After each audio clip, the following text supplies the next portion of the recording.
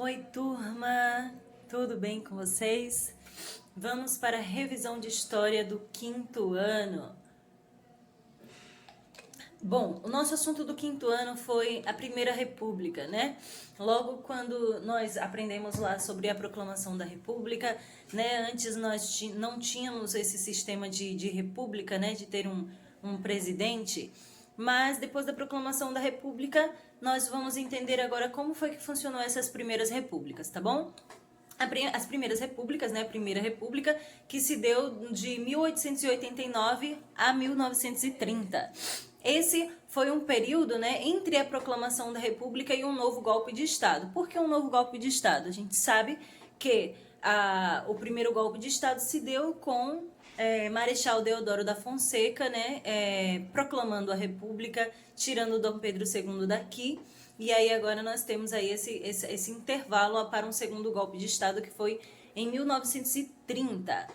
Esse período ele tem duas fases. Essa primeira fase a gente chama de República da Espada, que foi o governo presidido, né, pelos militares, né? Os governantes eram militares, incluindo o Marechal Deodoro da Fonseca. E a Segunda República nós chamamos de República Oligárquica, né? Essa é a segunda fase, que durou de 1894 a 1930. Trata-se ali daquele grupo específico de pessoas, né, da alta burguesia lá, de São Paulo, Minas Gerais. A gente vai chegar lá daqui a pouquinho. Vamos lá.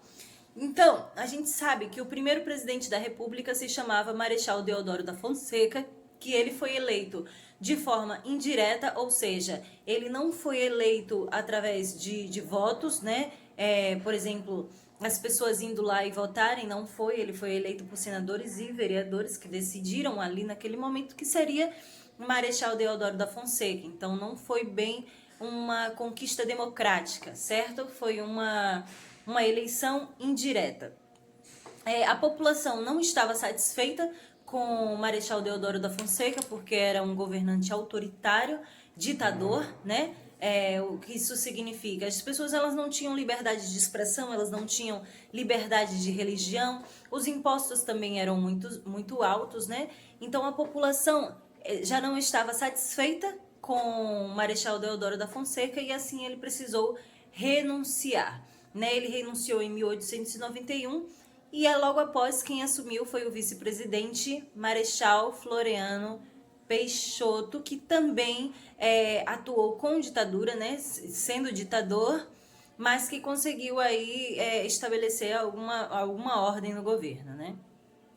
Após a Primeira República, algumas coisas mudaram, né? Entrou a nova Constituição, que é a Constituição de 1891. O que mudou? O presidente agora ele era eleito pelo voto, certo? As pessoas votavam nele. Mulheres e analfabetos não podiam votar. Só quem podia votar eram os homens. E ainda assim tinha lá uma faixa etária, acredito que aqui eu tenha, maiores de 21 anos. Maiores de 21 anos poderiam votar apenas homens. Ok. E o Estado é laico. O que isso significa? Que nós não temos, né, até hoje se dá assim, uma religião que seja uma religião, como é que eu posso dizer, primária e apenas específica, né, que só podemos cultuar determinada religião. Então, a partir daquele momento, o Estado tornou-se laico por conta dessa Constituição. Bom, pouco depois aí a gente descobre aí a República Oligárquica, que se dá de 1894 a 1930, que é a segunda fase. E aí a gente conhece também a política do café com leite. Por que café com leite? Porque eram liderados pelos governantes de São Paulo, que eram fazendeiros de café, né, em sua maioria, e pelos governantes de Minas Gerais, que era ali do leite, né, que tinha a maior economia no leite. Então, esses eram o maior número de representantes no Congresso e por isso ficou sendo chamado de República do Café com Leite. Nós vamos falar aí sobre alguns conflitos na Primeira República, né? Nós sabemos que tivemos aí algumas revoltas e vamos entender um pouquinho cada uma delas, ok? Vamos começar pela revolta da Armada, que foi de 1891 a 1893. Bom, Essa é uma revolta também lá do tempo de Marechal Deodoro da Fonseca, não queriam Marechal Deodoro da Fonseca, a gente já falou disso. Alguns militares da Marinha, né? Alguns militares da Marinha, eles entraram em greve. E esses grevistas, eles ameaçaram bombardear o Rio de Janeiro, que era naquele tempo a capital aí do nosso país, né? E era inclusive, né, onde estava lá o Marechal Deodoro da Fonseca, onde a gente já descobriu também mais cedo que era o lugar da família real que já tinha ido embora aí nesse tempo, tá? Lembrando que a partir do momento da proclamação da República, Dom Pedro II e a sua corte já não habitavam mais aqui. Então vamos lá.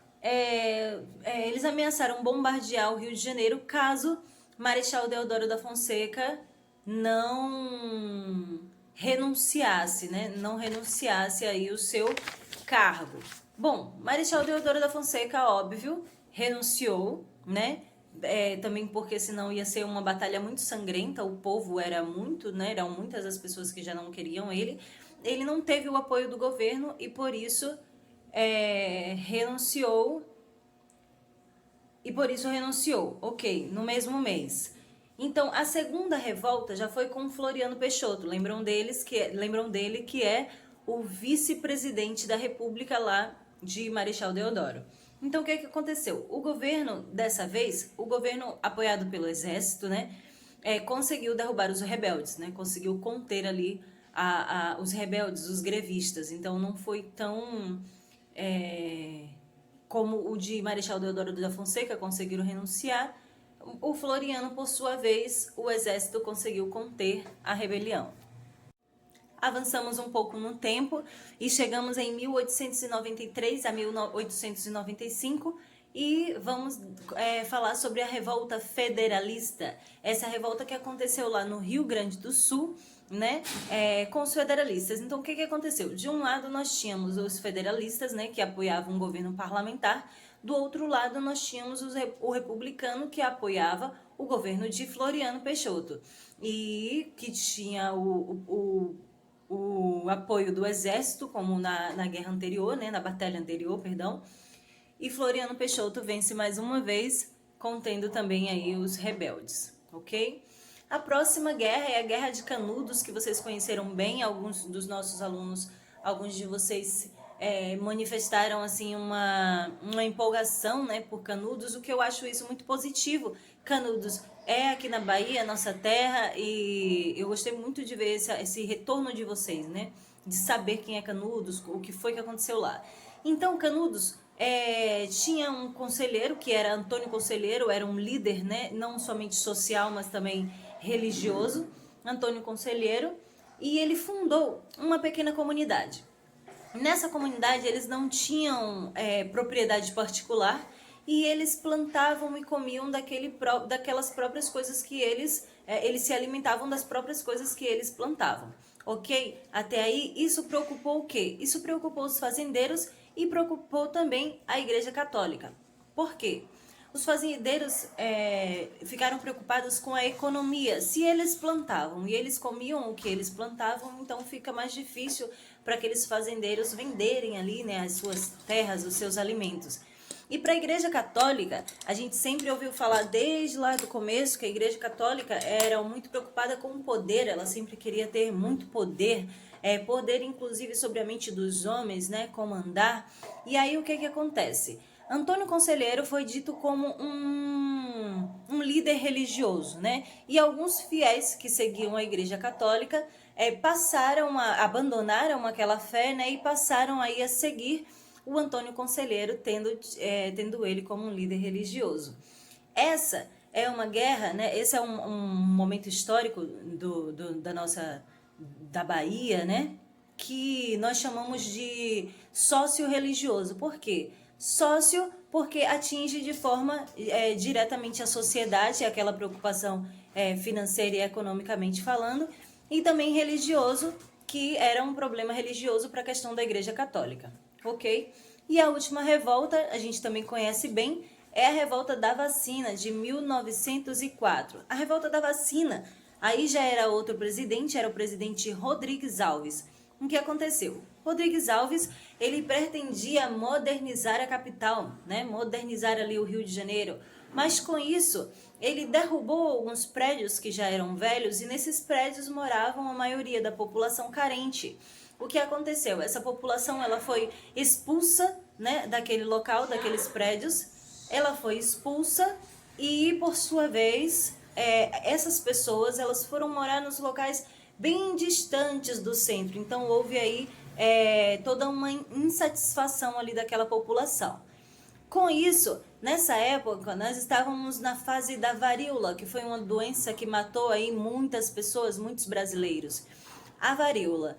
Então, se deu aí uma lei de que todas as pessoas precisavam se vacinar contra a varíola. Mas o povo, lembrando que estavam muito insatisfeito, recusaram-se a se vacinar. Não quero tomar a vacina, não queremos, e todo aquele povo fez uma rebelião, uma guerra para não tomar a vacina e, infelizmente, o exército veio de lá de forma violenta, né, reprimindo essas pessoas, né, essas pessoas que estavam lá nessa rebelião de forma violenta, com castigos, né, castigos físicos, alguns até mesmo presos e alguns até mesmo mortos, tá bom, gente? Esse foi o resumo até aqui, tá? Da nossa aulinha de história. Ainda falta aí a Revolta da Chibata e movimentos tenentistas, mas que nós não demos na aula e por isso que eu não falei aqui, tá bom? Então, até a próxima. Espero que esse vídeo tenha ajudado vocês na revisão. Tchau, tchau.